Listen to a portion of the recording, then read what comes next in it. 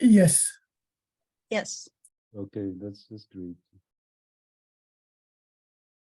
So I will cover this topic of how to use RStudio. So as you most probably know, RStudio has many features, right? It's a very complete graphical user interface for R. And I will cover just some of them, of course, yes, and actually just a few of them.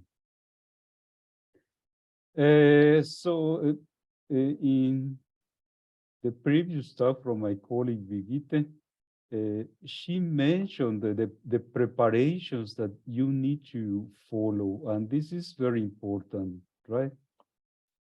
Because otherwise, the installation of your packages could be missed. Yeah.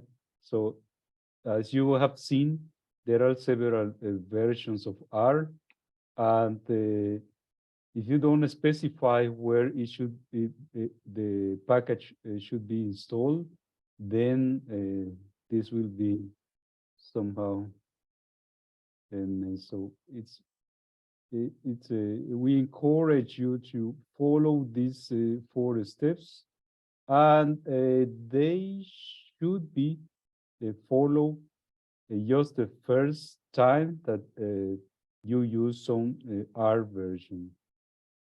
So, for instance, in my case, right, because I have used the different R versions, right? So you can see that for each version, I have one folder, yeah? And in particular for the version that we are using for this course, you will see that inside this folder, which in my case, I set to the home directory, but as Birgitte said, you can place it in any other directory. So, but you need to be consistent in how you use these steps, right? In my case, I use the home directory, and this is the R version that we are using for this course. And here you can see the packages that I installed myself. Yeah? In particular, you can see a cluster node, right? And here in this folder for this version is where I cloned the K-node package.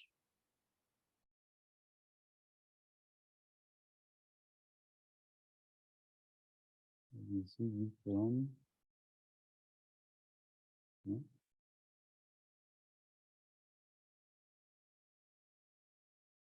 Clone. Here it is where I clone this package, and then I follow the steps that Brigitte mentioned, such as install and so on. And then that would be available when you open your R session. So at this point, I haven't loaded any modules, right? There are some default modules, as you can see here, but I haven't loaded the R modules. And Brigitte mentioned that you can locate the R version with R Spider, ML Spider and R, sorry. And then you search for the dependencies of this particular version. So I will use this tool chain, right? Then I loaded first the tool chain and then the R version. So, and now R should be available. So I can check this with our version. And you see that the version 4.0.4 is loaded. Yeah. So, but instead of using the terminal, which is not that easy, then I can use RStudio. So here in the folder that I want, in particular, I will move to the folder where my scripts are located. Yeah. And this is in the subfolder scripts. Yes. In the parallel R course folder that you should clone. So here you can see the different scripts that are we provided you with for this course, right? And here, because I'm interested in starting the RStudio session in this particular path, yes. So then I can open here on the terminal RStudio. So why I did this step instead of using my menu, right? There is some menu here. Sorry for this. In applications, and then let me see.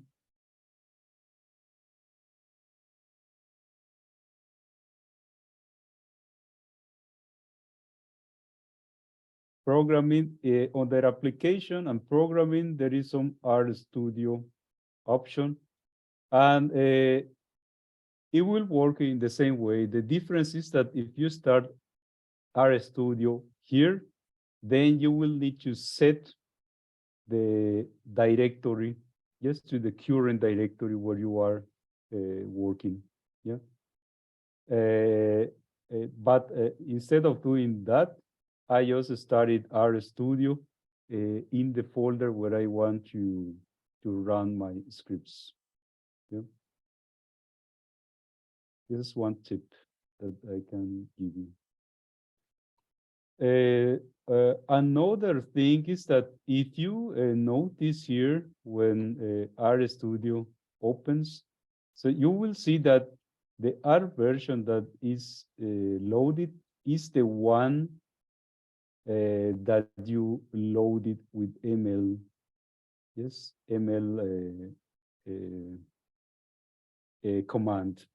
Yeah. So if you load some particular version, then RStudio will recognize that, which is good.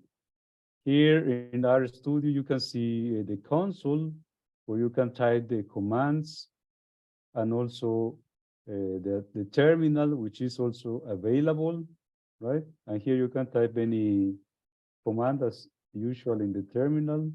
And here I typed ls. So I use a similar color scheme, or it gets the similar color schemes that I'm using here on my standard terminal, right? And yes, there are other options that you can use here. You can open, for instance, the file as usual. I will open this file, which is called a serial.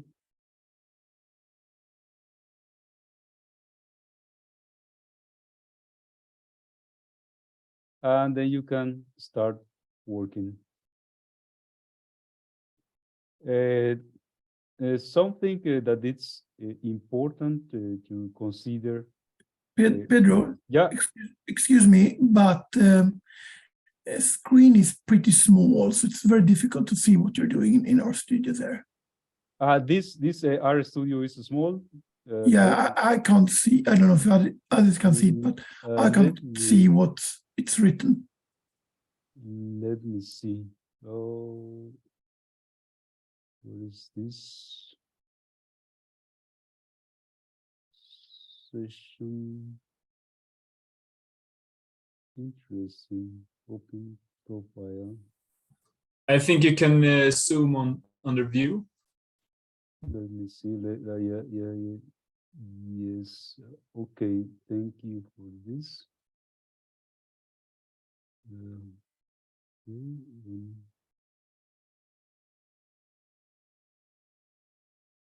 What about now? It's okay. It's much better now. Let me give you one more. Okay. Yes, and I was saying that.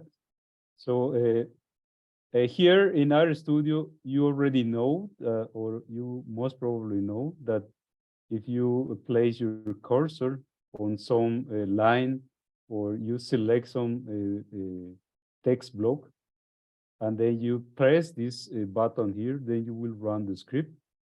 So, but in an HPC cluster, as Kebnekaise or Dardel, you need to consider that there are several users that are being connected to this cluster. And for instance, here for my user, let me see.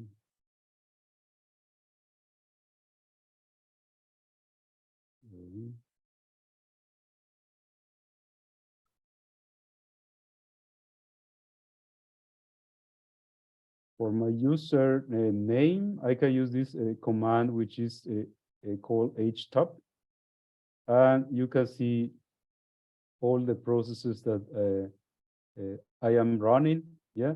And in particular, you can see something link, yes? So, but imagine that you execute a heavy computation here that takes more than a few minutes, then you will interfere with the work of the others, because remember that here there is only a finite number of cores. In particular, in this login node, there are only 28 cores, right?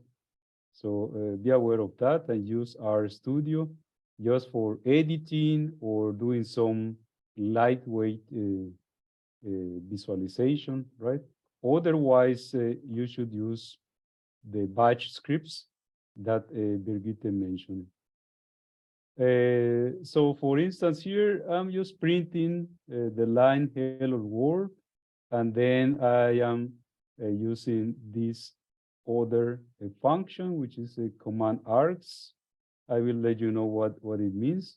And then I am doing some printing also for the value of this argument. So how can I run this script? Also in the same folder scripts, you can see a batch job for this script, and it's called job serial. So if you see the content of this script, you will see the following.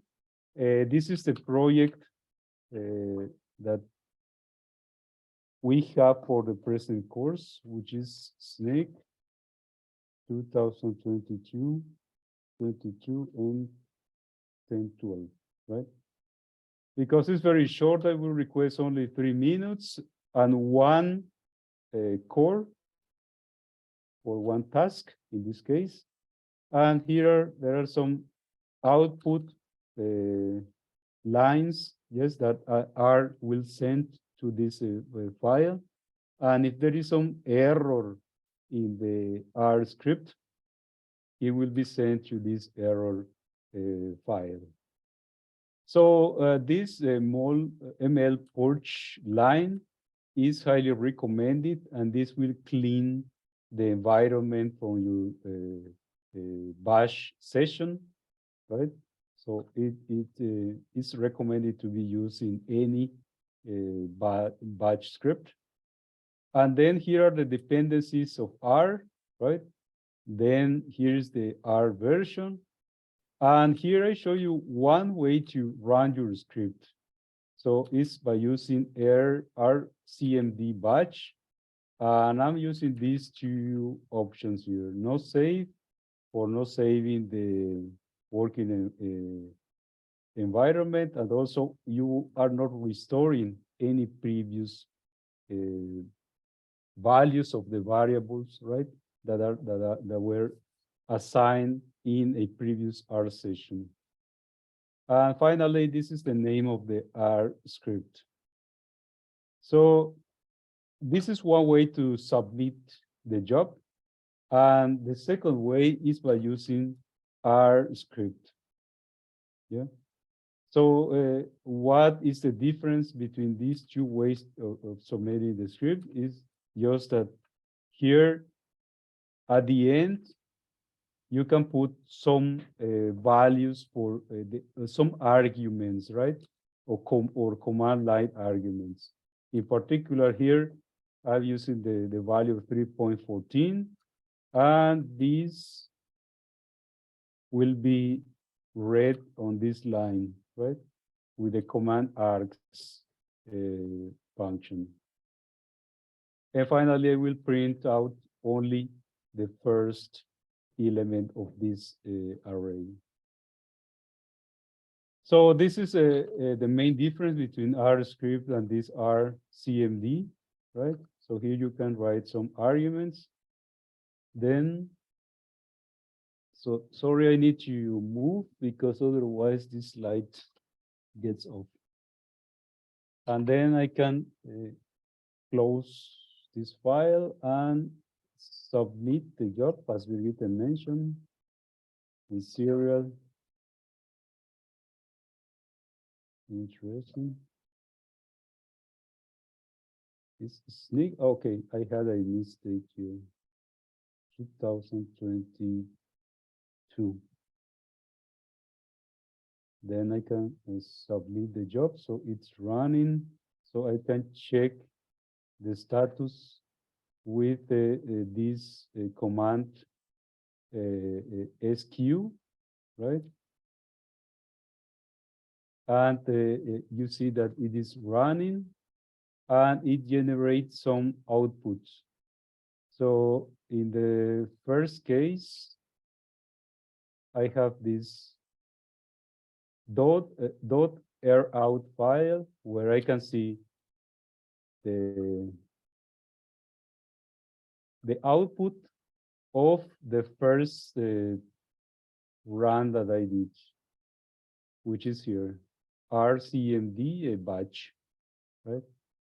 And notice here that because this command or this way doesn't allow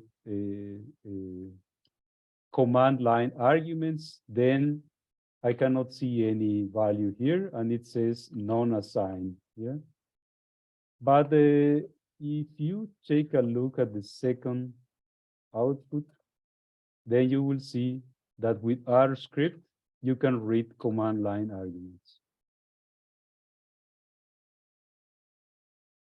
Okay, so let me see how I think, yeah, is there any questions